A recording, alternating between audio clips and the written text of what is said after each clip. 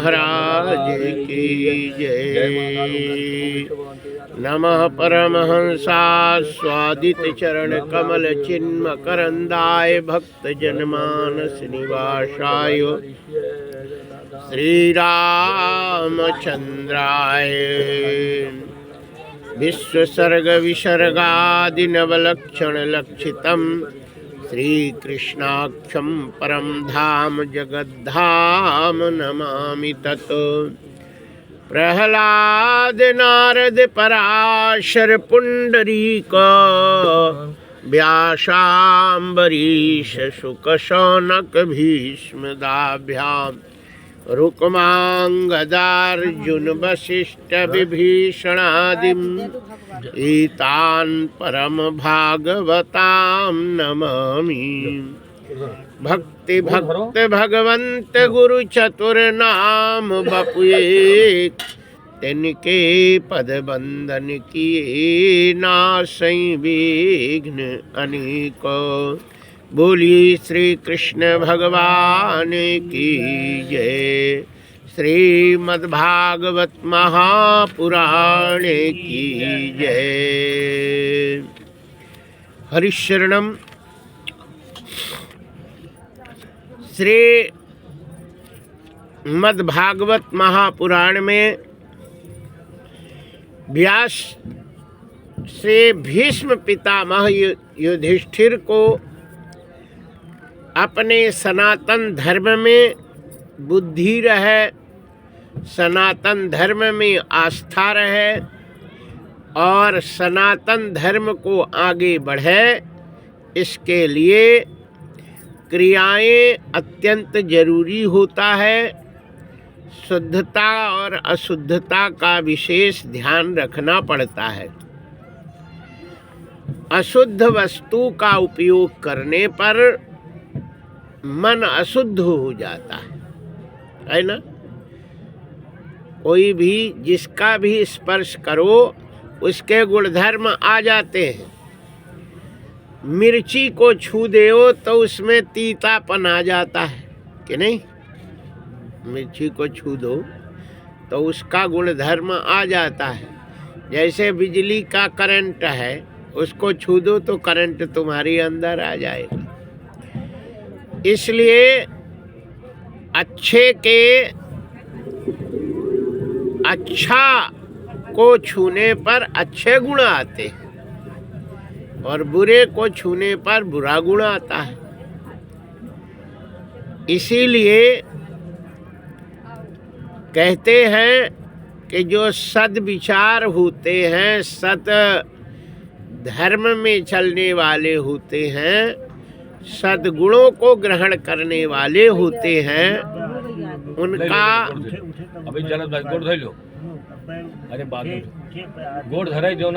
संग करने से, उनका सानिध्य प्राप्त करने से, उनके बात करने से मानव जीवन में परिवर्तन आता है। दुष्ट व्यक्ति है, दुराचारी व्यक्ति है, उसके पास रहने पर उसके दुराचार तुम्हारे अंदर कुछ ना कुछ आ ही जाएंगे और फिर वो आगे चल करके बिगड़ जाता है। संग ते जति कुमंत्र ते राजा, पान ते मान और ज्ञान ते लाजा। ये शूर्पणखा कहती है, संग करने से यति बिगड़ जाता है। महात्मा है ना, गलत संग करेगा सो बिगड़। संग ते यति कुमंत्र ते राजा, कुमंत्रणा करने से राजा नष्ट हो जाता है और पान से मान नष्ट हो जाता है ना। को दारू पिए तो उसको कोई मान नहीं कहता, कहता दारू खो रहा है, इनकी का हो है। और ज्ञान ते लाजा, ज्ञान आ जाता है जीवन में तो लज्जा खत्म हो जाती है। इसलिए संग, अच्छा संग करना चाहिए। श्रीमद् भागवत गीता में कहते हैं कि युक्ताहार विहारश्च युक्त चेष्टस्य कर्मसु। सबसे पहले आहार युक्त होना चाहिए। जो भोजन है वो युक्त होना चाहिए। भोजन बनाने वाला, भोजन बनाने वाली भोजन बनाते समय उसके मन में जैसा भाव रहेगा वैसे ही भोजन करने वालों के भाव में परिवर्तन आ जाता है। इसलिए कोई जमीन शुद्ध अशुद्ध नहीं होती। जिस जमीन पे दुष्ट व्यक्ति रहता है उसके नाक से जो कुविचार रूपी सांस निकलती है वो सांस जमीन में चली जाती, जमीन में घुस जाती। फिर उन परमाणु जो होते हैं उन परमाणुओं का विकास होता है और वो बढ़ते रहते। तो जमीन के 3 फुट नीचे तक उसका प्रभाव रहता है, 3 फुट नीचे तक प्रभाव रहता है। कभी कभी लोग कहते हैं महाराज हमारा घर बनाई लेकिन जमीन ठीक नहीं है, ये घर ठीक नहीं है, जब से रहे तब से उपद्रव हो रहा है, फलाना हो रहा ढिकाना, ऐसा लोग कहते हैं। लेकिन उस जमीन तो जमीन होती है, लेकिन उस पे रहने वालों के जैसे नाक से विचार आते हैं और वो परमाणु जमीन में चले जाते हैं। फिर वहाँ पे रहने पर जैसा वहाँ दुष्ट व्यक्ति था वैसा तुम्हारे दिमाग में प्रभाव करेंगे और फिर वो झगड़ा झांसी उपद्रव होता है। यदि वहाँ उपद्रव नहीं करो तो अच्छा नहीं लगेगा, है ना। मन में गुस्सा आएगी, किसको मार दें, किसको खोपड़ी फोड़ दें, क्या कर दें, ऐसे मन में उत्पन्न होता है और फिर वो झगड़ा उत्पन्न हो जाएगा, मारपीट होगी। और घर के लोग कहते हैं जब से घर में आए तब से शांति नहीं। एक बार यहाँ भीष्म जी कहते हैं युधिष्ठिर से कि एक बार भगवान राम सीता और लक्ष्मण के साथ जंगल में 14 वर्ष के वनवास के बीच में दंडकारण्य के आगे जाते हैं तो वहाँ पे एक बढ़िया स्थान मिला। राम जी चलते चलते थक गए थे और सीता जी भी थक गई थी, लक्ष्मण भी थक गए थे। लेकिन जब राम विश्राम करें तो सबको विश्राम मिले, है ना। और राम नहीं करें तो फिर कोई विश्राम, मान लो पति पत्नी जा रहे, अब पति नहीं विश्राम करे तो पत्नी कैसे कर सकती है, वो कहीं करी तो छूट गई, है ना। इसलिए पत्नी तो पति के पीछे पीछे लगी रहती। जब पति थक गए बैठ गए तो वो भी बैठ गई, और नहीं बैठे तो जय जय सीताराम, भले थक गई भले कहाँ, लेकिन वो उनकी तो तब होगी जो, है ना। और राम जी बैठ गए, सीता जी बैठ गई, लक्ष्मण जी बैठ गई। तो राम जी चौतरा पे बैठते हैं, लक्ष्मण और सीता नीचे बैठती पैरों के पास, क्योंकि भगवान श्री राम के पैरों का बंटवारा हो चुका था, है ना। सबके तो जमीन जायदाद बंटते, घर द्वार बंटता, लेकिन राम जी के पैर बट गए थे, पैरों का बंटवारा हो गया। राम जी अवध में जब सीता जी आई तो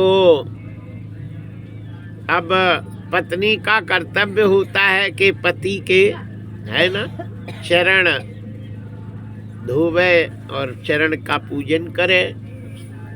तो जैसे सीता जी आई तो लक्ष्मण पहले से राम जी के 2 ही चरण धो के पूछ रहे। सीता ने कहा लाला, ये मेरे पति के चरण हैं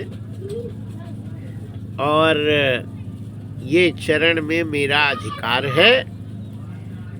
आज तो तुमने किया, लेकिन कल से ये सेवा हमारी। लक्ष्मण ने कहा, भाई भाभी, ये घुटने के इधर 2 ही पैर मेरे और बाकी भैया का पूरा शरीर तुम्हारा। घुटने के ऊपर तुम सब सेवा करो, लेकिन पैर में हाथ नहीं लगा देना, ये पैर मेरे। तुलसी बाबा लिखते हैं कि बारे हिते निज हित पति जानी, लक्ष्मण राम चरण रति मानी। बारे हिते निज हित पति जानी, लक्ष्मण राम चरण रति मानी। बारे हिते, बचपन से राम जी के चरण के पास ही उनको शांति मिलती। जब लक्ष्मण रोमे तो कोई भी ताकत उन्हें शांत नहीं कराती थी, और जब राम जी के चरण में रख देते तो शांत हो जाती। तो जब भी रोमे तो सुमित्रा दौड़ के आवे तो राम के चरण में धर दे तो शांत हो जाए, फिर ले जावे। ऐसी स्थिति थी। बारे हिते निज हित पति जानी, लक्ष्मण राम चरण रति मानी। भगवान राम के चरणों में रति थी। तो सीता ने अपने कमर में हाथ रखते हुए वो दाहिने हाथ से कही, सुनो लाला, यदि मेरे चरण मुझे नहीं मिले मेरे पति के तो मैं अन्न जल ग्रहण नहीं करूंगी। तो लक्ष्मण बोले कि सुनो भाभी, यदि मेरे चरण में तुम तो आ जाई, मैं बचपन से सेवा कर रहा हूँ, मेरी सेवा यदि छुड़ा दी गई तो ये प्राण भी छूट जाएंगे। अब बताओ, अब राम जी 2 ही की सुन रहे। राम जी कहते कि अरे पत्नी है उसका अधिकार बनता है, ये भाई है बचपन से कर रहा है उसका अधिकार बनता है। अब 2 ही एक चीज को जिद हो गई, क्या करें? यदि हम कहते हैं तो पत्नी कहेगी कि देखो अपने भाई का पक्ष ले रहे, हम सब छोड़ के आई, बाप महतारी भाई परिवार कुल इनके पीछे, वही मेरा अधिकार छीन रहे हैं। तो और भाई से यदि कहते हैं तो लक्ष्मण कहेंगे कि बचपन से हमारी सेवा छोड़ दी, तब वो तो प्राण छोड़ ही देगा, इसमें कोई दो राय नहीं। गुरु बाबा कोई रास्ता निकाल सकते हैं। वशिष्ठ जी को बुलाया गया, वशिष्ठ जी आए। वशिष्ठ जी ने कहा, लक्ष्मण जी गुरुदेव, बोले हम बात कहेंगे मानोगे मेरी कि नहीं? बोले गुरुदेव प्राण मांगो तो दे देंगे, लेकिन राम जी के चरण सेवा हम नहीं दे सकते, प्राण तो दे देंगे। सीता जी से गुरु बाबा बोले, सीता जी गुरुदेव, बोले मेरी बात मानेगी? बोले मानेंगे, प्राण मांगे तो दे देंगे, लेकिन अपने पति का चरण सेवा हमें चाहिए। अब उसी के लिए वशिष्ठ आए। अब वो 2 ही ये शर्त रखते हैं। वशिष्ठ जी ने कहा ठीक है, तुम्हें चरण मिलेगा और लक्ष्मण तुम्हें मिलेगा, लेकिन तुम मेरी बात तो सुनो और मेरी बात मानो। बोले मानूंगा। लक्ष्मण के सिर पे हाथ रखे, बोले लक्ष्मण एक चरण तुम धो, एक छोड़ दो। और सीता से कहा एक चरण तुम धो, एक चरण तुम छोड़ दो। दो ही खुश हो गए। लक्ष्मण ने कहा भाभी मेरा ये दाहिना पैर है ना, नहीं छू देना, और हम तुम्हारे बाएं पाए से नहीं बोलेंगे। राम जी के दो ही चरण बट गए।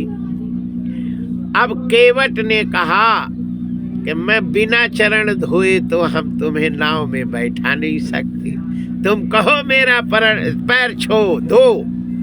राम जी ने कहा मेरे पैर हो तो हम कहाँ अब ये दो ही पैर मेरे नहीं है, अब क्या हो गए। तो बर तीर मारहु लखन पे, जब लगी न पाए पखारी हो, जब लगी न तुलसीदास नाथ कृपाल पार उतारी हो। बिना पैर धोए हम नाव में छूने नहीं देंगे, चाहे हम यही मर जाएं, मार डालो, लेकिन मैं नाव में तो चढ़ने नहीं दूंगा। तो सुन के बटके बैन वो प्रेम लपेटे अटपटे, अभी से करुणा ऐन और चितई जान की लखन तन। राम जी ने जानकी के तरफ और लक्ष्मण के तरफ देखा, बोले यही बैठना है कि जाना है। यदि तुम्हें जाना हो तो अपने अपने पैरों का अधिकार इसको छोड़ो, तब वो चढ़ाएगा, नहीं तो चढ़ा नहीं सकता। दो ही उसको ऐसे देखते हैं जैसे बकरा कसाई को देखे, और मुंडी हिलाई, बोले दो लो अब क्या करें, मजबूर है। बोलिए बाके बिहारी लाल की जय। सीता जी हनुमान जी से कहती हैं कि अनुज समेत गहे ऊ प्रभु चरना, दीन बंधु प्रणतारती हरना। हे हनुमान जी, प्रभु के चरण मेरा वाला और मेरे लक्ष्मण वाला दो ही चरण पकड़ करके वंदना करना। ये नहीं कहते कि लक्ष्मण के चरण और राम के चरण पकड़ के बंधन, नहीं। अनुज समेत गह्यो प्रभु चरणा, मेरा वाला पैर और अनुज लक्ष्मण वाला पैर, दो ही पैर राम जी के चरण को पकड़ करके और विनती करना। ये है चरणों का बंटवारा, इसको प्रेम कहते हैं। एक कुर्मी समाज में दो भैया थे और उन दोनों को सगी दो ही बहन ब्याही गई। वो बचपन से दो ही लड़ती थी। अब वो लड़ाई है ना, मायके से ससुराल तक पहुंच गई। रोज झगड़ा हो, गांव वालों ने कहा अच्छा तूने करी शादी। अब ये दो ही युद्ध का मैदान बनाई है। ससुर ने कहा कि भैया अब क्या करें, अब तो हो गया, इन लोगों का हिस्सा बांट दो, अपना अपना खाएं, अपना अपना रहें। एक दूसरे से हिस्सा बट गया, दो ही का बटा। पर पंचों ने दो भाग बनाए और दो भाग में गोरा गुटई डाली। बोले जिसको जो मिले वो ले लेगा, ये नहीं कि ये मेरा चाहिए। बोले ठीक है। अब उनमें पर्ची उठाए, जिसको जो नंबर मिला वो अपना हो गया। अब पंचों ने कहा अब नहीं लड़ना तुम, वो नहीं तो फिर बहुत बुरा होगा। तो उन दोनों ने कहा तो बांट, सब बांट बट गया, कछु बचा तो नहीं। बोले कछु नहीं बचा। तो बड़ी ने कहा बच गया। बोले का बच गया? बोले गुरु बाबा बच गए। गुरु बाबा नहीं बटे। अब एक गुरु दो ही के, अब वो कैसे बटे गुरु बाबा? गुरु तो एक है। बोले यार समस्या हो गई, गुरु तो एक है और दो जन हो, कैसे बटे? तो एक पंच ने कहा गुरु के चरण पवित्र होते, इसलिए चरण बट जाए। तू बड़ी है, दाहिना चरण तेरा, और ये छोटी है, गुरु के बायां चरण तेरा। जब भी गुरु बाबा आवे तो देख छोटी, दाहिना पैर कबो न धो लेना बड़ी का चरण, कि झगड़ा हो जाए। छोटी तू देख, कभी दाहिना पैर न धो लेना। गुरु बाबा आए तो बायां चरण तू धोना और दाहिना चरण तू धोना, और फिर झगड़ा नहीं होगा। बोले ठीक है। अब रोड में पहले छोटी का घर पड़ता, तो गुरु बाबा वहां से आए अयोध्या से। अब छोटी थे, अरे गुरु जी आपकी जय हो, आपकी जय हो, पधारो। अब आज तो यहीं पे रहना है, यहीं पे आप रहेंगे। तो गुट्टा में बड़ी कचड़ा लेके उधर घूरे में फेंक भी जा रही थी। सब उसने दिख गई, बोले वाह गुरु बाबा आप अच्छे आए। तो ऐसे दालान पे तखत था, गुरु बाबा बैठ गए, और बड़ी ऐसे किनारे खड़ी हो गई रोड में बगल में। अब पैर धोने का जब नंबर आया तो उसने थारी ले आई, तो पहले दाहिना पैर धोया जाता है। तो उन्होंने गुरु बाबा ने दाहिना पैर थाली में रखा, तो छोटी ने एक चैला पड़ा था तो दो चैला फटकारी, बोले दुश्मन का चरण हम तो नहीं धोएंगे, हमारा तो वो पैर है उसको धरो। तब तक बड़ा भाई आ गया। अब बड़ी भाभी देख रही थी। बड़ी भाभी ने अपने पति से कहा सुनो जी कल गुरु जी का निमंत्रण करो। बोले काहे? अरे बोले नहीं कल निमंत्रण करो, ये मेरे देखते मेरे चरण को दो चैला मारी, काल इसके चरण को हमने कुल्हड़िया में नहीं काटा, कुल्हड़िया से नहीं काटा तो हम भी। अब गुरु बाबा ने कहा हो गया सीताराम, ये दो चैला मारी, सब पैर ऐसे सूझ गया, काल इसने कुल्हड़िया से काटा, तो अब हम तो कोई काम के नहीं। गुरु बाबा ने कहा छोटी, बोले का है गुरु जी? बोले लोटा ले आ, हमारा पेट गुड़गुड़ा रहा। तो लोटा लेके गुरु बाबा गए, तो फिर वापस नहीं, उनके झोली धरी रही, उनके साथ जय जय श्री सीताराम। ये हाल है बंटवारा का, है ना। लोगों की कितनी ऐसी है कि हमारी चीज हमारी कोई नहीं ले, तो बस अपनी अपनी में लगे हुए हैं। ये आज की समस्या नहीं है, सतयुग की बात है, त्रेता की बात है, राम जी के समय की बात। राम जी ऊपर बैठे हैं, सीता जी और लक्ष्मण अपने अपने पैर को धो रहे हैं रगड़ के। पानी ले आते दोना में धोते हैं, और लक्ष्मण धो रहे थे, सीता जी धो रही थी। अब सीता जी कुछ मजाक में, है ना, राम जी के पैर में कोई ऐसी चूंटी सी काटी, तो राम जी ऐसे किए और नीचे देखे, तो सीता जी ने देखा तो सीता जी मुस्कुरा दी, राम जी मुस्कुरा दिए, लक्ष्मण देख रहे थे। लक्ष्मण ने कहा कि बताओ ये पति पत्नी है ना, हंस भी लेते मुस्कुरा लेते, और मेरी घरवाली तो बेचारी वहाँ है, वहाँ भी यहाँ है, हम खामों खा इनके पीछे आ गए। मुझे तो वनवास नहीं था, हम बढ़िया घर में होते तो पत्नी के साथ रहते, न वो बेचारी तड़पती न हम तड़पते, और कम से कम देखते तो अपनी घरवाली को। दो ये तो देख भी लेते, मजाक भी कर लेते, मुस्कुरा भी देते। ऐसे लक्ष्मण के मन में आया। खाली उन्होंने कहा नहीं, कुछ नहीं, खाली देख के मन में आया।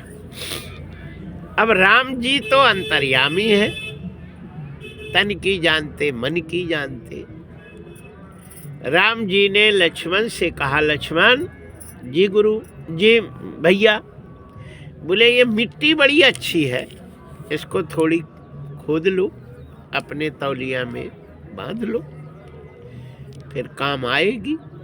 ऐसी मिट्टी मिली, कहाँ की मिली है? बोले नहीं मिली, बढ़िया काली मिट्टी बढ़िया है, सावन जैसे काम करती है। आओ भैया, वो मिट्टी रख ली, चल दिए।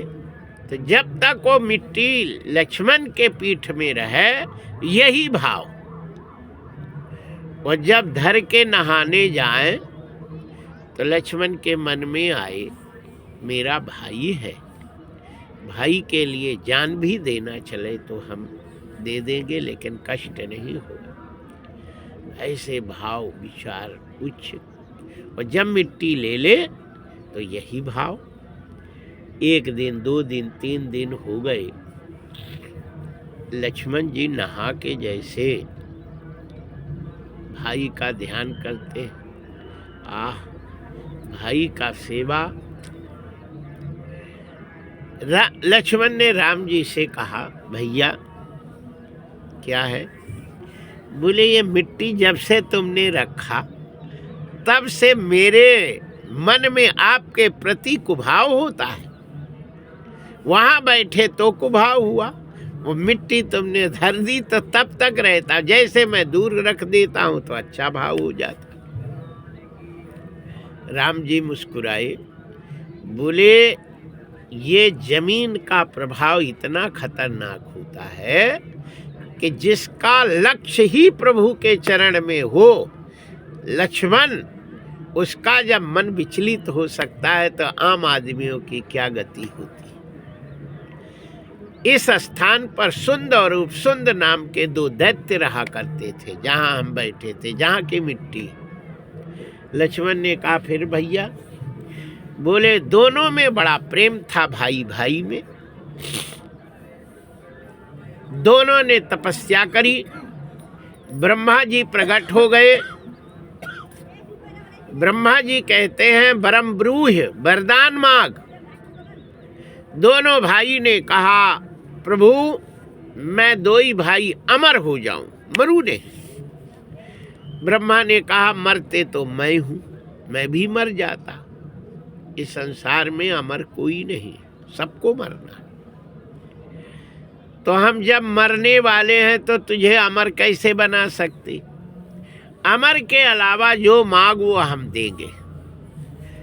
तब दोनों भाई ने कहा कि हम 2 ही भाई जब एक दूसरे को मारे तो मरे, और यदि नहीं मारे तो हमको कोई ना मारे, हम मरे ही नहीं। बोले ऐसा ही होगा, जब तुम 2 ही भाई एक दूसरे को मारोगे मरोगे, नहीं नहीं मरोगे। हो गया। अब 2 ही भाई में इतना प्रेम था कि वो काहे को लड़े और काहे को मरे।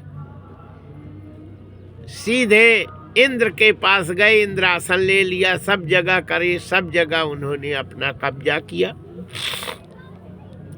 इंद्र देवता इधर उधर भगते फिरे, ब्रह्मा जी के पास गए। बोले हे ब्रह्मा, तुम काहे को ऐसा वरदान दे दी? अब वो लोग तो हमें अब जीना हराम किए। विष्णु भगवान के पास गए, भोलेनाथ। बोले अब क्या करें? उसने तपस्या करी है, जो मांगा उसे हम देने लायक है, देते हैं, क्या करें, मजबूर है। अब उसका उपाय तो विष्णु भगवान ही बताएंगे। तब विष्णु भगवान कहते हैं कि तुम लोग अपनी शक्ति को मथो और तिल तिल शक्ति इकट्ठा करो, उससे एक स्त्री का निर्माण करो, और स्त्री ही भाई भाई में फूट डाल करके वो आपस में झगड़ा करा सकती है ना। वही तिलोत्तमा नाम की अप्सरा पैदा करी और उसको भेजे, बोले तुम भाई भाई में झगड़ा करा दो, आपस में मारेंगे मर जाएंगे। जय सिया राम। वो इतनी सुंदर थी, अब बढ़िया आई और जैसे आई तो दो ही देखते रह गई। कितनी अच्छी है, ये तो कोई अप्सरा नहीं है, इतनी सुंदर। कहो कहाँ जा रही? अरे बोले तुम्हारे पास आई हूँ और आप मुझे पत्नी स्वीकार कर ले। सुंद ने बड़ा था, उसने कहा ठीक है, हम तुम्हें अपनी पत्नी स्वीकार कर लूँगा। क्यों भाई? सुंद उपसुंद बोले आओ भैया, ये भाभी हमारे लिए अच्छी रहेगी। बोलो कैसे शादी करोगी ये बताओ। उसने कहा कि 108 पेड़ों के 108 फल अपने हाथ से सबसे ऊंचे वाला फल तोड़ के ले आए और मेरी ओली भरे, बस हम आपकी आप मेरे। बोले उपसुंद भैया ये भाभी का ख्याल रखना, हम यूं गया यूं आए और 100 पेड़ों के 108 पेड़ के फल ले आते। अब वो चढ़े और सबसे ऊंचे वाला फल तोड़े हाथ से। बोले देखो गिरे ही नहीं फल, हाथ से तोड़ के ले आना। ऐसे करके अब 108 में टाइम तो लगेगा। जब तक उसने छोटे भाई के गले में हाथ डाली। बोले प्यारे तुम ही मेरे मन में बसे हो, और भाई को तो हमने बहाना करके भेज दिया, तुम मुझसे शादी कर लो और आइए आइए। जय जय श्री सीताराम। उसने कहा ठीक है, मेरा भाई तो मेरी बात मानता है, यदि तुम मुझे चाहती हो तो हम तुम्हें पत्नी स्वीकार कर लेते। उसने बरमाला डाल दी और दो ही एक दूसरे को पति पत्नी हो गए। बिराजो। इतने में सुंद आया। बोले प्रिय आओ, अब हम तुम्हारी ओली भरे। तो उसने देखा और ऐसे इशारा किया। बोले तुम्हारे भाई ने तो जबरदस्ती हमें अपनी घरवाली बना ली।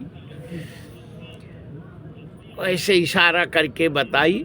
छोटे ने कहा भाई ये मेरी पत्नी हो चुकी है, आपकी ब्याहू हुई और इसको अब पत्नी नहीं कहो।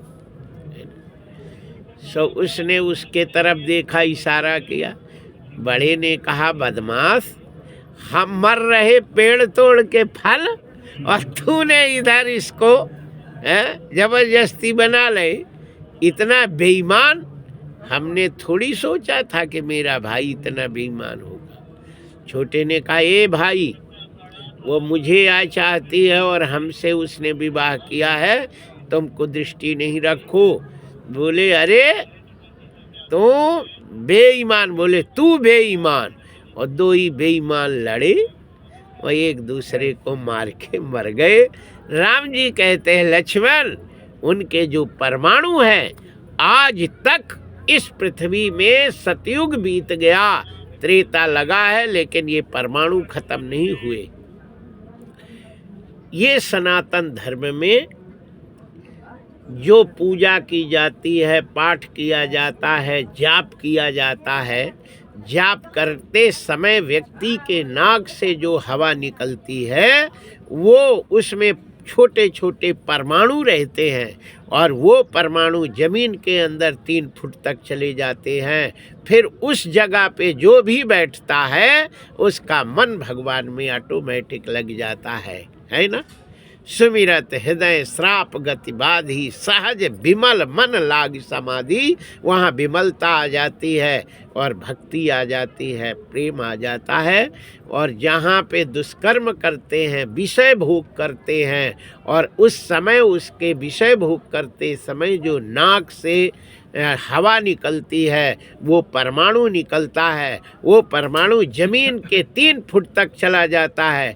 फिर उस दुष्परमाणु युक्त जमीन में घर बनावे कोई ऐसा करे, तो उसमें जो जैसा ही परमाणु है वैसे उसका दिमाग होता है, वैसा इसकी खोपड़ी घूमेगी, और इसके अलावा उसको दुष्कर्म ही नज़र आता है। इसीलिए कहते हैं कि घरों में भगवान की भक्ति करना चाहिए, पूजा करना चाहिए, आरती करना चाहिए, संकीर्तन करना चाहिए, रामायण का पाठ करना चाहिए।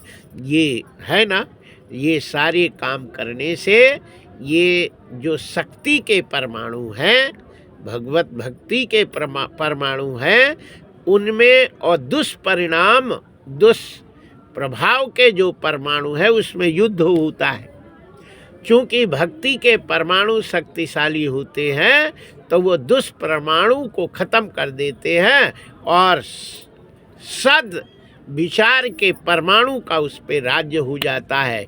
इसीलिए पंडित जी कहते हैं कि घर में जाप करवाओ, महामृत्युंजय मंत्र का जाप करो, कीर्तन करवाओ, सुंदरकांड करो, फलाना ढिकाना, ये सारे काम करते हैं। गृह प्रवेश होता है तो गृह प्रवेश में दीपक जलाते हैं, राम राम करते, सुंदरकांड करते, भजन कीर्तन करते, ताकि उसका प्रभाव ये दुष्परमाणु को समाप्त करे, अच्छे परमाणु आवे, इसके लिए होता है।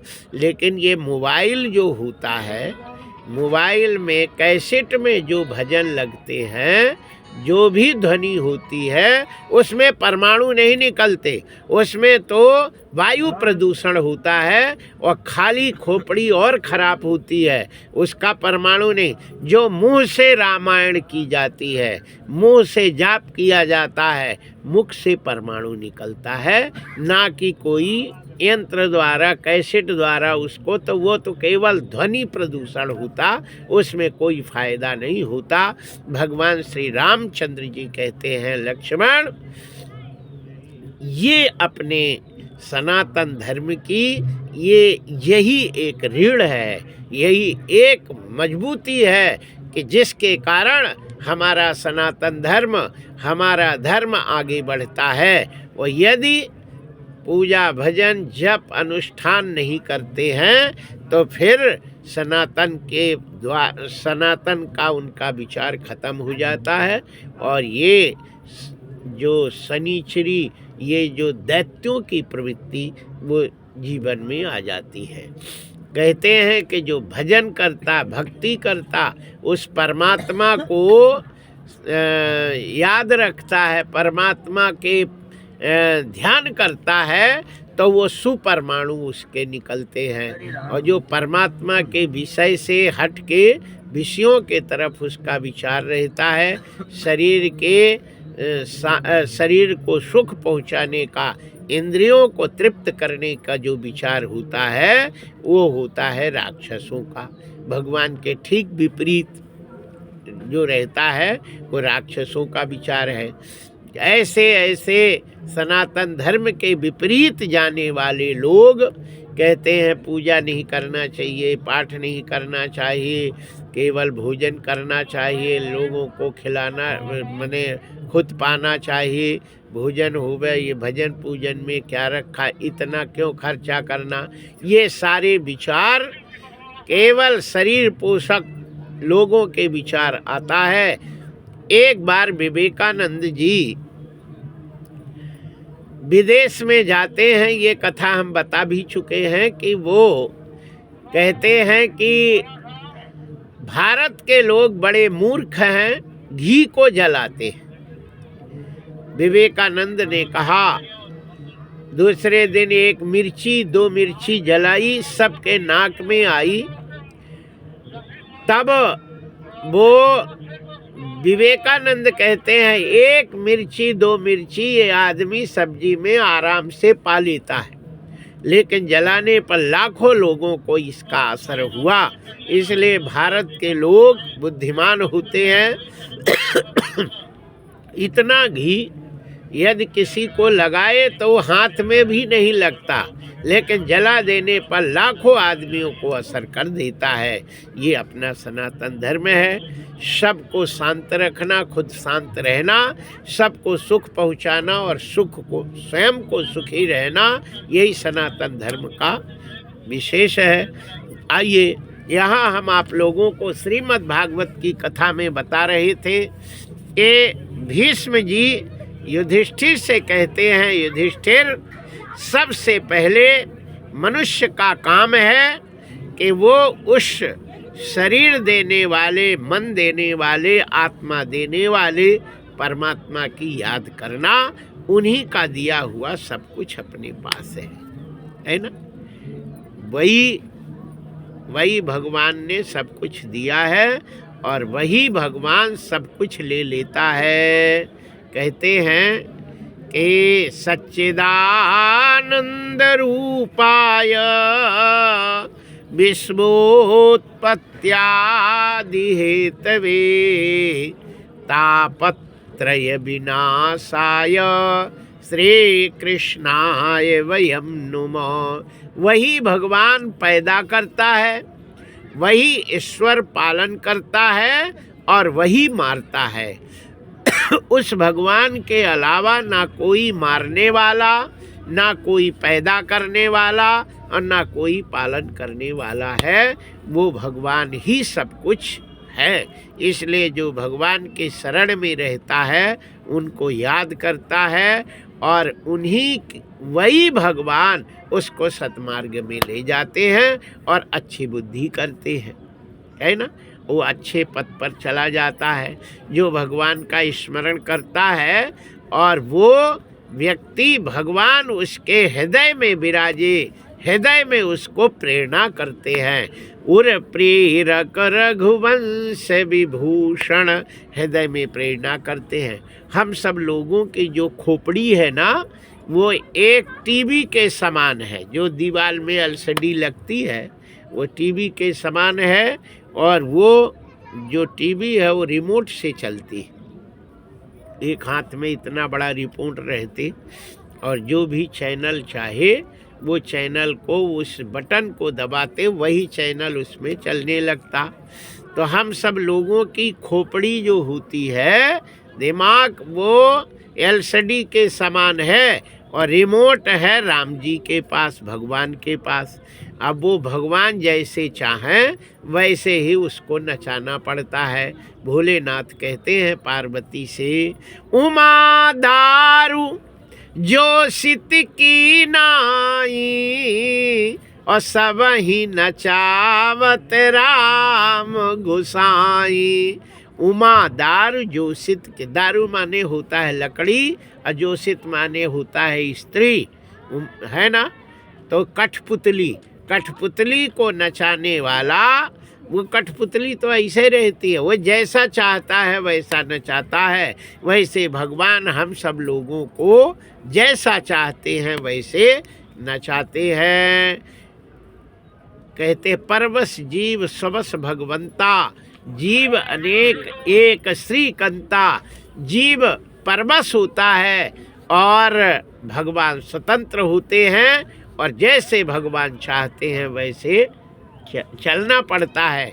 इसलिए जो भगवान के शरण में रहता है और भगवान को सब कुछ समर्पण कर देता है, तो भगवान अच्छा लगाते हैं। और जिसमें अहंकार आ जाता है तो भगवान बीच बीच में, है ना, डब्ल्यू कोई चैनल लगा देते हैं, सो मार धार और उटपटांग काम होने लगता है। दिमाग ऐसा घुरा देते हैं कि जो चोरी कर लेता है और फिर अच्छे लठ पड़ते हैं और फिर कुछ जाता है। जय जय श्री सीताराम। तो उन्हीं के हाथ में है कि तुम्हें सम्मान देना है कि असम्मान देना है। जो अपने आप को भगवान कहने लगता है तो भगवान फिर उसको भगवान बना ही देते हैं कि लो हम तुम्हें भगवान बना ही देते। फिर चप्पलें लग जाती है ना, जेल चला जाता है, भगवान के हाथ में तो है। इसलिए जो व्यक्ति ये मानता है कि मैं कुछ नहीं हूँ, हमारे जैसे कोई पापी संसार में दूसरा है नहीं, जो अपने को मूर्ख और पापी मानता है वही सुरक्षित रहता है, और जो भगवान मानने लगता है अपने को, वो पतन के रास्ते पे चला जाता है और उसका है ना पतन हो जाता है। इसलिए सबको चलाने, संसार को चलाने वाला पार ब्रह्म परमात्मा है।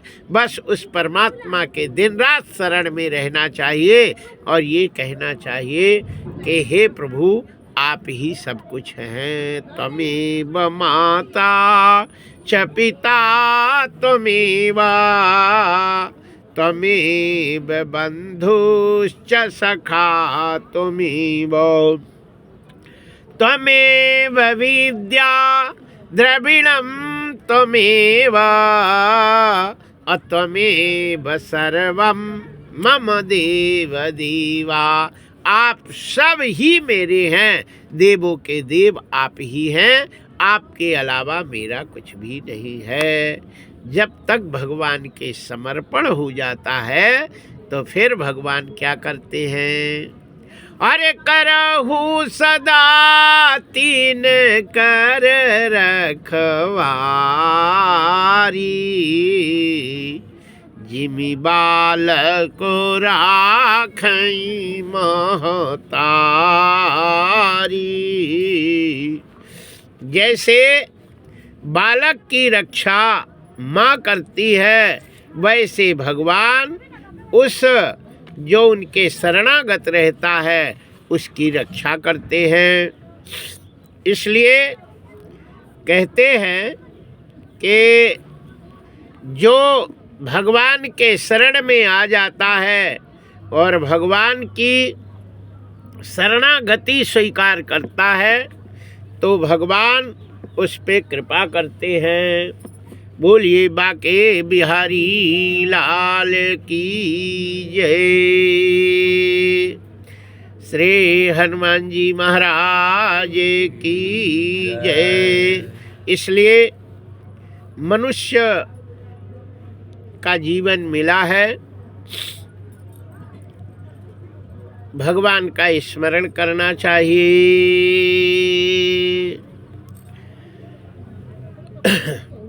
मान मेरा कहना नहीं तो पछताएगा, माटी का खिलौना माटी में मिल जाएगा।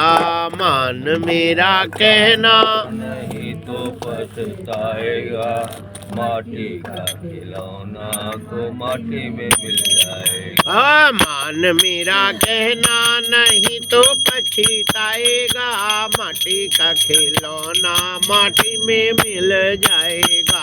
मान मेरा खिलौना माटी में मिल जाएगा, मान मेरा कहना नहीं तो पछताएगा। माटी का खिलौना माटी में मिल जाएगा, माटी का खिलौना माटी में मिल जाएगा। मान मेरा कहना नहीं तो पछताएगा, माटी का खिलौना माटी में मिल जाएगा। मान मेरा कहना नहीं तो पछताएगा, माटी का खिलौना माटी में मिल जाएगा। धन दौलत तेरे कोठी बगले, धन दौलत तेरे कोठी बगले, इनसे ममता छोड़ दे पगले, इनसे ममता छोड़ दे पगले, इनकी ममता छोड़ दे पहले। सब कुछ तेरा यहीं पे रह जाएगा, सब कुछ तेरा यहीं पे रह जाएगा। माटी का खिलौना माटी में मिल जाएगा। मान मेरा कहना नहीं तो पछताएगा, माटी का खिलौना माटी में मिल जाएगा। मान मेरा कहना नहीं तो पछताएगा। माटी का खिलौना माटी में मिल जाएगा।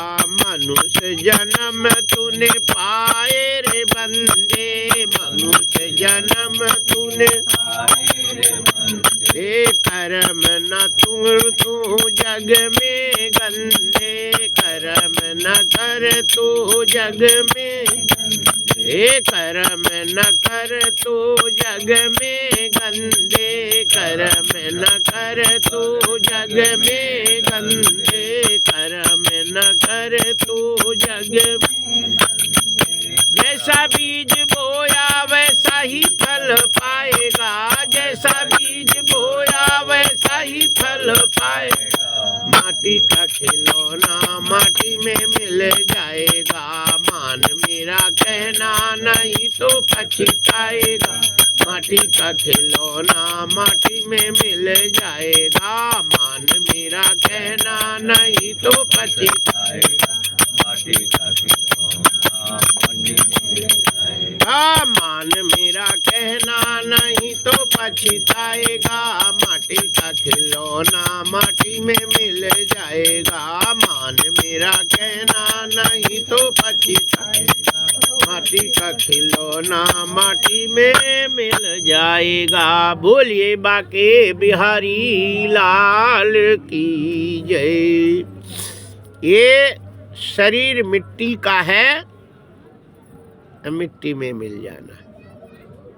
इसलिए भगवान का भजन करते रहना चाहिए और भगवान का नाम स्मरण करते रहना चाहिए और काम करते रहना चाहिए। ये नहीं कि काम करो तो भगवान का नाम बंद कर दो। भगवान का नाम जपते रहना चाहिए और काम करते रहना चाहिए। जय जय श्री सीताराम। हरिशरणम।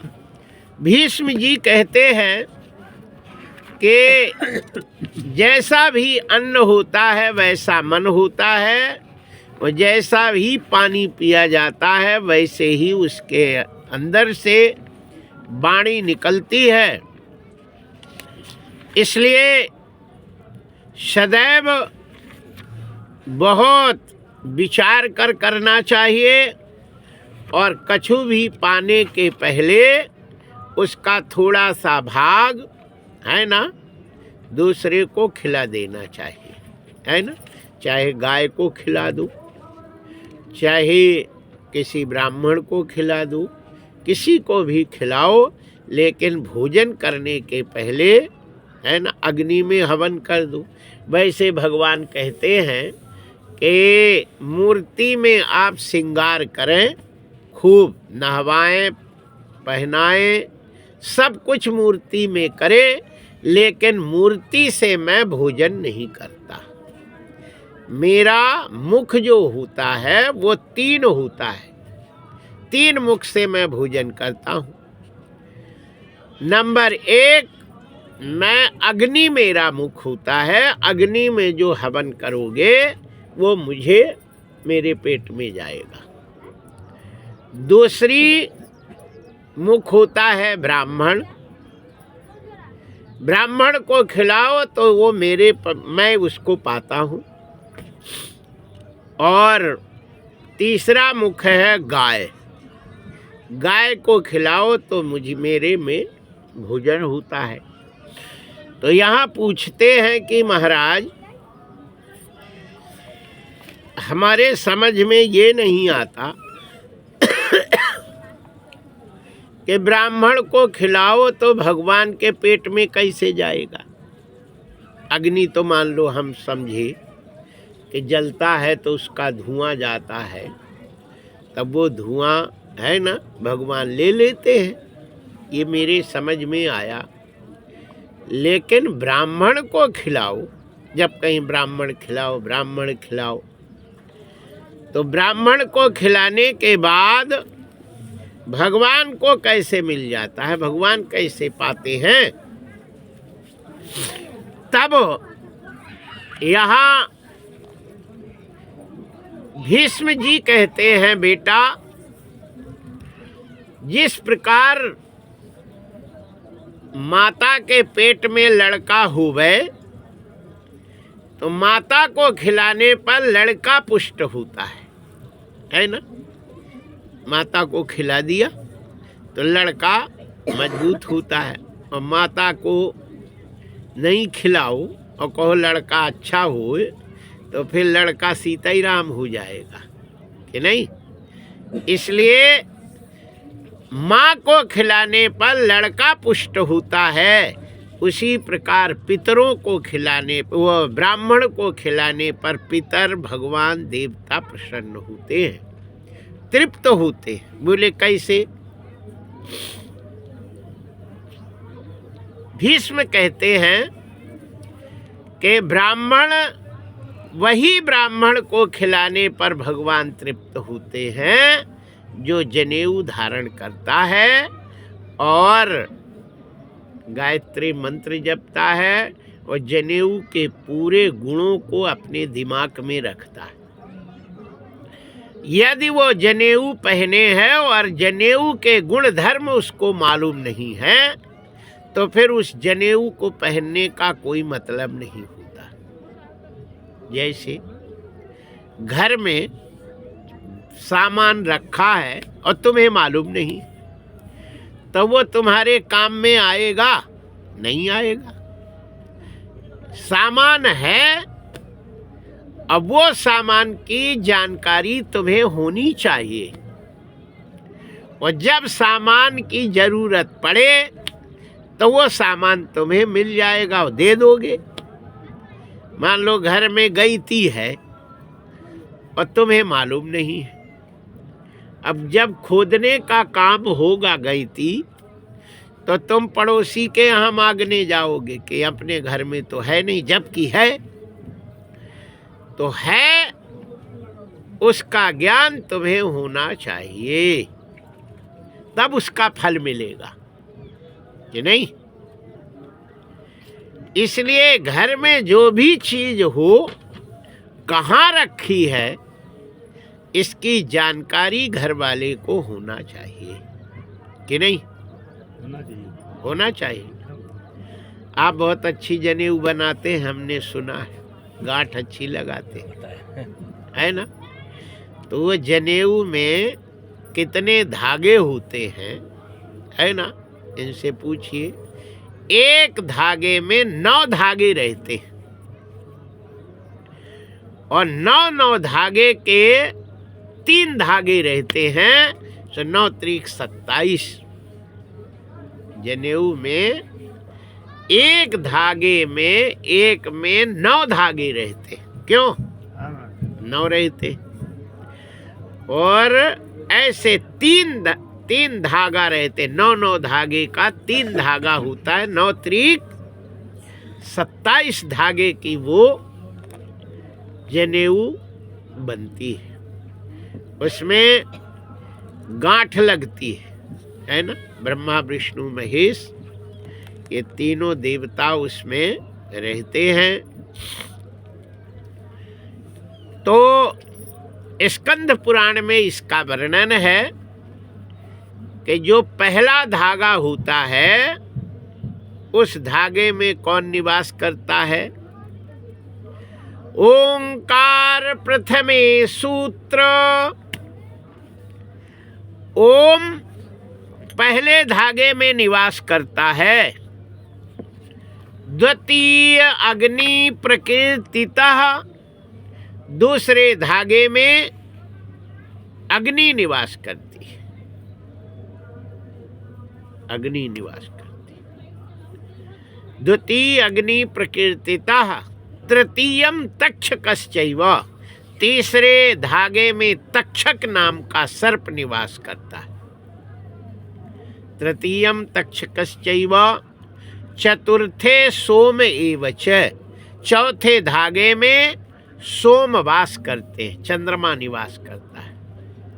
पंचमम पितृदेवानाम, 5वें धागे में पितर निवास करते हैं। खष्टमे रविरेव च, 6वें में सूर्य भगवान निवास करते हैं। 7वें धागे में स्वयं विष्णु भगवान वसुदेव जी निवास करते। नवम सर्वदेवस्थु, 9वें धागे में सभी देवता निवास करते हैं। पितामह पितृगण, पिता के जो पितामह ब्रह्मा 8वें धागे में निवास करते हैं। ऐसे 9 धागे में ये देवता उसके अंदर रहते। जैसे जनेऊ धारण करता है वैसे ही विष्णु भगवान स्वयं वसुदेव जी, ब्रह्मा जी और पितरदेव, पितामह, तक्षक नाम का सर्प, सोम, सूर्य, अग्नि, ओम, ये सारे उसके अंदर जा जाते हैं, उसके अंदर निवास करते हैं। और फिर जब वो भोजन करता है तो ये सभी देवता उससे तृप्त हो जाते हैं। श्राद्ध करने में ब्राह्मण यदि नहीं खिलाया जाता तो पितर तृप्त नहीं होते, क्योंकि 5वें धागे में पितर निवास करते। जिस घर में ब्राह्मण जाता है और जैसे ब्राह्मण का चरण धोते हैं वैसे ही पितर, वहाँ के पितर उसके अंदर आ जाते हैं। फिर जब वो भोजन करके खून बनता है, उस खून से पितर उसको खाते हैं और तृप्त हो जाते हैं। यहाँ श्रीमद् भागवत महापुराण, महाभारत और गरुड़ पुराण में ये वर्णन है कि जब ब्राह्मणों को श्राद्ध में नहीं खिलाते तो पितर तृप्त नहीं होते, है ना। लेकिन ऐसे ब्राह्मण को खिलाना चाहिए जो एक ही बार भोजन करे, है ना। वो 2 बार पावे तो उसको फिर 2 ही बार अपने घर में खिलाओ, है ना, ताकि तुम्हारे अन्न पाए। अब उसने एक बार तुम्हारे यहाँ पाले, फिर गया तो दूसरे के यहाँ पाया, तो यहाँ पे उसका जब दोनों का गड्ढ बड्ड अनाज पड़ा सो उसके पितर और तुम्हारे पितर 2 ही में झगड़ा उत्पन्न होगा, वो गड्ढ बड्ड हो जाएगा, सब फिर कोई नहीं पाती। ठीक है ना। इसलिए शास्त्र में लिखा है कि एक बार 24 घंटे में भोजन करने वाले के भोजन कराने का जो फल मिलता है वो 1 लाख ब्राह्मणों को खिलाने पर जो फल मिलता है वो 1 ब्राह्मण को खिलाने पर वो फल मिल जाता है। 1 लाख ब्राह्मण एक तरफ, और 1 ब्राह्मण जो 1 बार भोजन करता है, योगी नियम से रहता, उसको खिलाने से वही फल मिलता है और उसी को खिलाने से पितर तृप्त होते। लोगों के तो बहुत न्योता रहते पितर पर श्राद्ध, हाँ, तो पितर में निमंत्रण तो वो जैसे निमंत्रण रहता है वैसे उनके जो है पितर सीताराम रहते। अरे पितर लोग जो है वो खून पीते हैं। अब कभी उसका खून ही नहीं बनेगा तो क्या पिएंगे, कैसे तृप्त होंगे। अरे माँ खाएगी सो उसका खून बनेगा, सो लड़का के पेट में जाएगा, सो वो तृप्त होगा, है ना। लड़का थोड़ी उसके वो पेट में जाके पचाता है, वो तो पचाया जो भी तृप्ति के लिए माँ बना के उसके पेट में डायरेक्ट डालती है। वो एक बोल होती है, उस बोल से उसमें सप्लायर होता है। जैसे वो मरीज होते सो बोतल चढ़ती, सब भोजन नहीं करता, कमजोरी होती, सो बोतल में सिरिंज से उसके वो भोजन पदार्थ उसके नस में चले जाते हैं, और नहीं तो आंत से जाते हैं, आंत पचा के फिर अंदर डालती है, और उसमें तो डायरेक्ट वो ग्लूकोज वगैरह वो सारे शरीर में पहुंच जाते हैं, तब उसको बोतल चढ़ा देते। तो जैसे बोतल में खुराक शरीर में चली जाती, वैसे ही ये पेट में रहने वाले लड़के में वो सीधे खुराक उसके पेट में जाती रहती है। ऐसे ब्राह्मण खाता है तो वो पितर लोगों के पेट में वो खुराक चली जाती है। इसलिए ब्राह्मणों को श्राद्ध में खिलाने का शास्त्र में है, और कोनो नहीं है कि तुम ब्राह्मण को खिलाने से क्यों शांति मिलती है, क्योंकि ब्राह्मण में इतने देवता निवास करते हैं और उससे वो तृप्त होते हैं। इसीलिए राम जी कहते हैं, कृष्ण कहते हैं कि जो ब्राह्मणों का सम्मान करता है वो पूरे विश्व का सम्मान करता है। जो ब्राह्मण को खिलाता है वो संसार को खिला देता है, और जो ब्राह्मण को नहीं खिलाता तो उसके सारे देवता अतृप्त रहते हैं और सारे पितर उसके भूखे रह जाते हैं और उससे नहीं होता है। इसलिए ये पुराणों में ऐसी बातें लिखी है, और नहीं होता तो काहे को लिखी होती, इतने तो संसार में हैं, उनको कहते कि नहीं। इसीलिए ब्राह्मण को पूज्य माना गया है, और ब्राह्मण से ही सबकी शांति होती है। भगवान शांत होते हैं, अग्नि शांत होती है, पितृ देवता शांत होते हैं, सांप घर में नहीं निकलते, तक्षक नाम का सर्प है ना रहता है। और जो पितर नाराज होते हैं तो फिर सांप घर में निकलता है, उपद्रव होते हैं, क्योंकि तुमने ब्राह्मणों की सेवा नहीं करी, खिलाए पिलाए नहीं, इसलिए ये सारे उपद्रव होते हैं। लड़का के एक्सीडेंट हुआ, खून बगरना है ना, अभी घर में बच्चे का एक्सीडेंट होता है, खून गिरता, पितर जब कोई नहीं खिलाते सो वही खून पीते हैं। जिसके घर में अकाल मृत्यु हो जावे मरने से, इससे तो ये समझो पितृ नाराज हैं। पितृ की शांति करने के लिए हाँ इलाहाबाद में कल्पवास करना चाहिए, ब्राह्मणों को खिलाना चाहिए, भजन पूजन करना चाहिए, है ना, और ऐसे सब नियम करना चाहिए, है ना। जय जय श्री सीताराम, बोलिए बाके बिहारी लाल की जय। इसलिए मनुष्य यदि भगवान ने बनाया है तो ये बहुत अच्छा जीवन मिला है, और इसको पा करके अपने आप को सुधारना चाहिए। मनुष्य बन गए हो करनी सुधार लो, हीरा जन्म ना बिगारियो। मनुष्य बन गए हो करनी सुधारियो, हीरा जन्म ना बिगारियो। मनुष्य बन गए हो करनी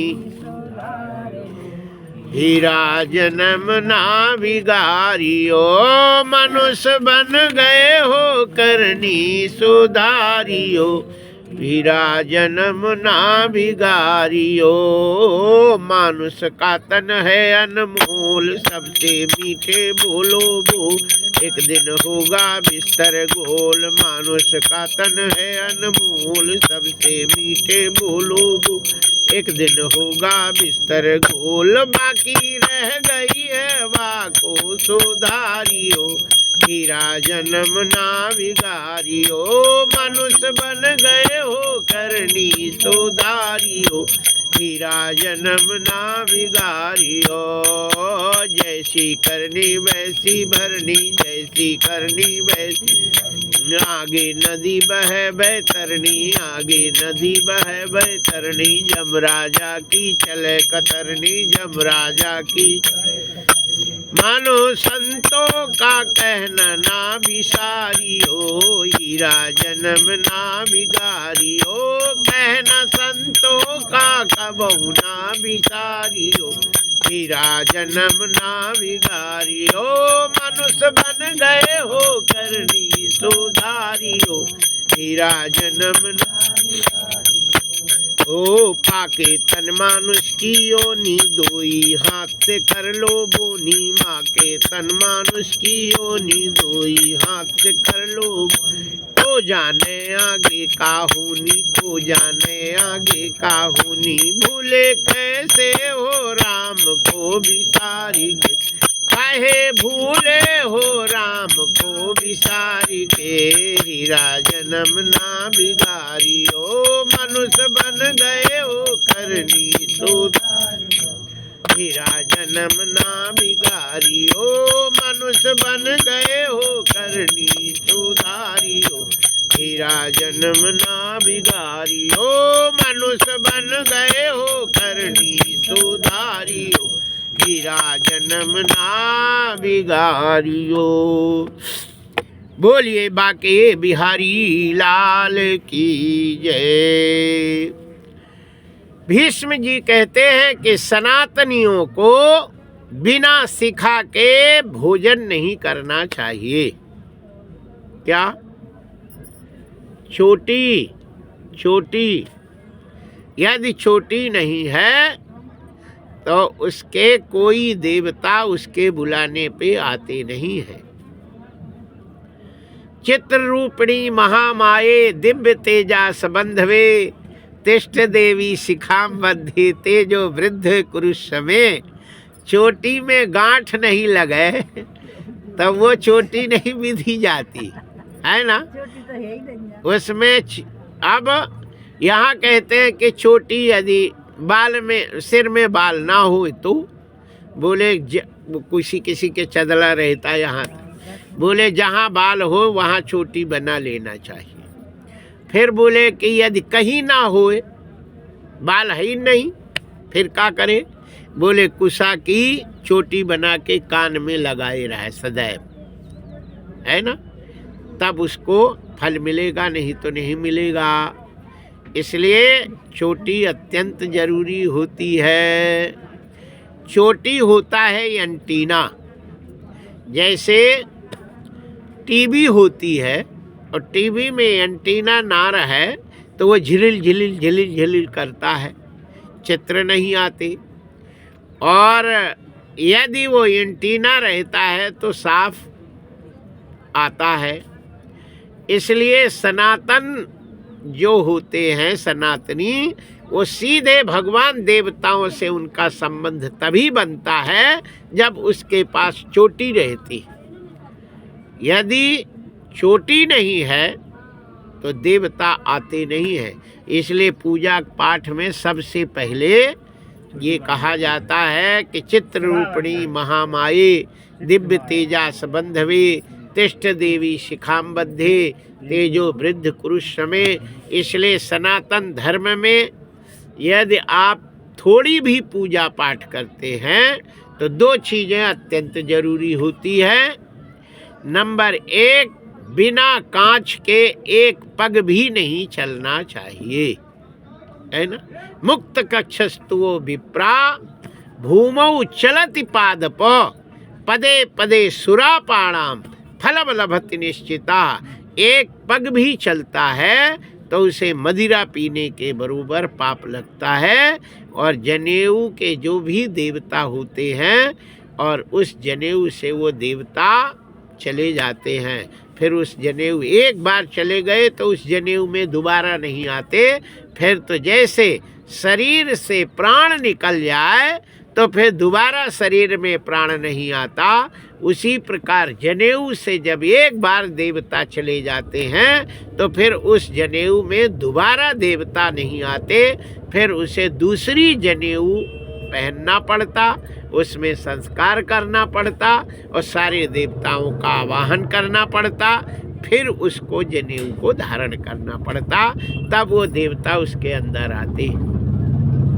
यदि उसके पास चोटी नहीं है और कांच नहीं लगाता है तो वो देवता उसके जनेऊ से बाहर हो जाते। इसलिए जो पुराने ब्राह्मण थे अपने जो सरयू पारी नियम से, वो सदैव कांच लगाए रहते थे, है ना। और यदि नहावें और नहाने के समय और यदि कपड़ा बदलना हो तो जो पैर रखे हैं बिना कांच के वो पैर उठाते नहीं थे, है ना। कांच लगाने के बाद ही पैर आगे उठता है। इसलिए जो भी आज के पैंट वंट पहनने वाले हैं, है ना, तो उन्हें एक लगोट बनवा लेना चाहिए चड्डी के स्थान पे और उसको लगाए रहें तो फिर वो सदैव कांच लगी रहती। कांच में चड्डी नहीं मानी जाती, पैंट नहीं माना जाता, केवल जो खुल जाए और लग जाए ऐसे लगोट का प्रयोग कर लेते हैं। पुराने जमाने के धोती पहनते थे और धोती की कांच लगी रहती थी, पर फिर जब भी नहावें तो वो धोती बदल के फिर दूसरी धोती पहन के वो कांच लगा लेते। यदि कांच खुल जाए तो पैर जहाँ हो वही रखना चाहिए, दूसरा पैर उसको उठावे नहीं, जब लगा ले तबे उठाना चाहिए।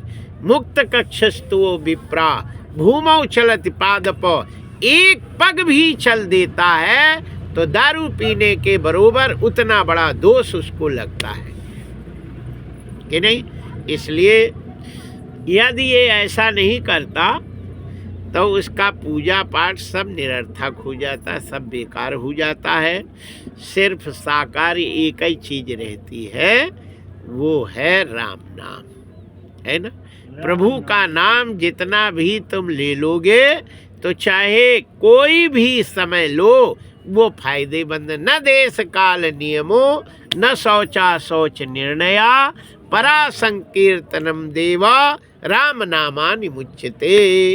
इसीलिए कहा गया है कि कलयुग में कछु चोटी है नहीं, कछु नहीं है, फिर उनका कल्याण कैसे हो। बोले कलयुग केवल नाम आधारा, असुमिरी सुमिरी नर उतरहि पारा। बिना नियम के पूजा पाठ नहीं होती, बेनियम का किया हुआ पूजा पाठ वो सब निरर्थक हो जाता है, लेकिन बिना नियम का किया हुआ नाम जप वो सब सार्थक होता है, वो निरर्थक नहीं होता। इसीलिए भगवान का नाम हर समय लेते रहना चाहिए, वही सार्थक है। समाधान हो गया। जय जय श्री सीताराम। इसीलिए भगवान का नाम कलयुग में यहाँ कपड़ा नहीं डालो यार, यहाँ हवन पूजन होता है, तुम लोगों को शर्म नहीं आती है, यहीं पे कुंडी के पास कपड़ा डाल दिए, ये कर दिए। बोलिए बाके बिहारी लाल की जय।